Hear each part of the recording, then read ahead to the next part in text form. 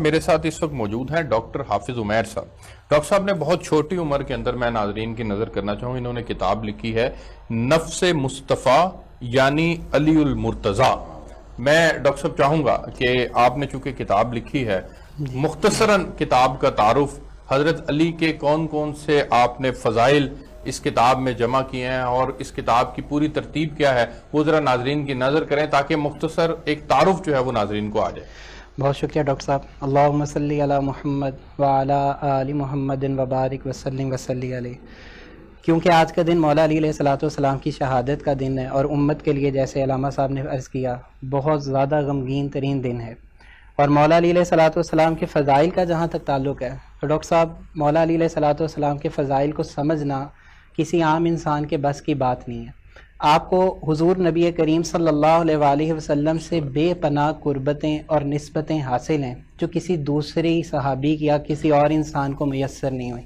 اگر آپ دیکھنا شروع کریں، نسب میں قریب ترین مولا علی علیہ الصلوۃ والسلام ہے۔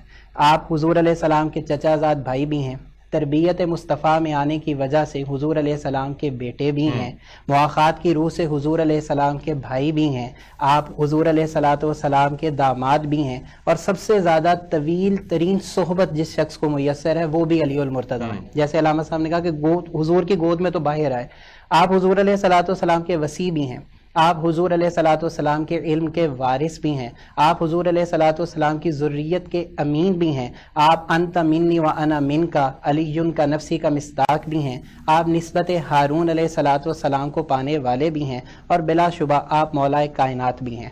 اور عبداللہ بن عباس رضی اللہ تعالیٰ عنہ فرماتے ہیں کہ جتنی آیات انفرادی طور پر علی ابن ابی طالب علیہ الصلوۃ والسلام کی شان میں نازل ہوئیں، کسی دوسرے شخص کی شان میں اتنی آیات نازل نہیں۔ آپ کی کتاب کے اندر جو ایک ٹائٹل ہے قرآن اور فضائل علی، یہ اس کے اوپر آپ بات کر رہے ہیں، ٹھیک ہو گیا، ٹھیک ہے۔ اور میں یہ وضاحت کریں ناظرین کو۔ میں ایک حدیث بیان کر کے پھر کتاب کی طرف آتا ہوں کہ امام احمد بن حنبل اور امام نسائی جو شہید علی المرتضیٰ بھی ہیں، اس کتاب کی خصائص علی کی پاداش میں انہیں شہید ہونا پڑا، یہ دونوں یہ بات علی وجہ البصیرت علم کی بنا پہ کہتے تھے، اپنی ذاتی عقیدت کی بنا پر نہیں، اصول حدیث اور علم حدیث میں کمال درجہ رکھنے کی وجہ سے کہتے تھے کہ جتنی فضیلت کے باب میں روایات علی المرتضیٰ کی شان میں ہے کسی دوسرے شخص کے لیے نہیں ہے۔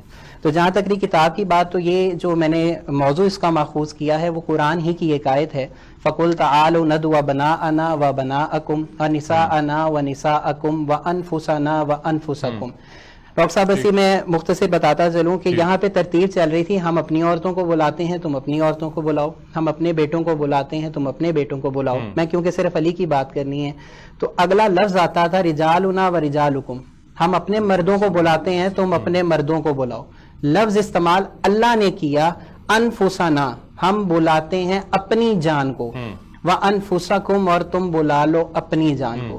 یہ وہ بخاری کی حدیث ہے جس میں آقا علیہ السلام نے فرمایا انت منی، علی مجھ سے ہے، وَأَنَا مِنْكَ، اور میں علی سے ہوں۔ اور خصائص میں حدیث ہے علی کا نفس ہی، علی ایسے ہی ہے جیسے میرا نفس ہے۔ تو میں نے پہلے باب میں قرآن کریم میں مولا علی علیہ السلام کی شان میں آنے والی 12 آیات بما تفصیل اور حوالہ جات قلم بند کیا ہے۔ جیسے آقا علیہ السلام، اللہ تعالیٰ نے فرمایا کہ علی علیہ السلام ہادی ہیں اس امت کے، آپ نے فرمایا قُلْ لَا أَسْأَلُكُمْ عَلَيْهِ أَجْرًا إِلَّا الْمَوَّدَّةَ فِي الْقُرْبَى۔ امام حسن علیہ السلام کا قول مستدرک الحاکم میں موجود ہے، اس آیت سے مراد ہم ہی ہیں۔ اور آقا علیہ الصلوۃ والسلام نے فرمایا اللہ نے مجھے حکم دیا ہے کہ میں 4 لوگوں سے محبت کروں۔